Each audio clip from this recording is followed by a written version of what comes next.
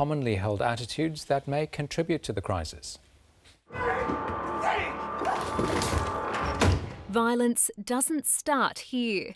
That's the message of a new campaign aiming to highlight attitudes that may feed into domestic or family violence. The point of the ads is to break habitualised behaviour and responses, particularly those that we end up teaching to young men and boys.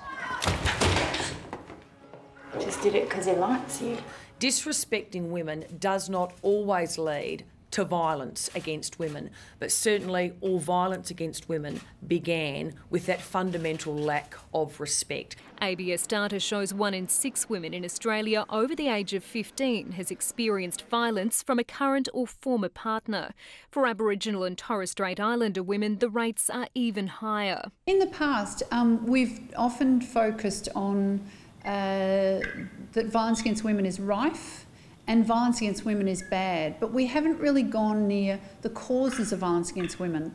Community attitudes is such a significant contributor to violence against women, and that's what's new about this campaign.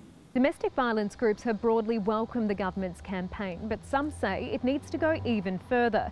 They've called on the government to back up its campaign with more funding to essential services, helping women escape family violence. Every time that we start to have a national conversation about domestic and family violence, last year, for example, with Rosie Batty, we certainly saw the demand on those frontline services increase substantially. And so what we really need to see is the funding and resourcing for those services to be able to meet the demand. That message echoed today by the Greens. We need to make sure that the services are there so that when women do reach out, they can get the help that they need. They're calling for funding to frontline services to be addressed in the upcoming federal budget. Brianna Roberts, SBS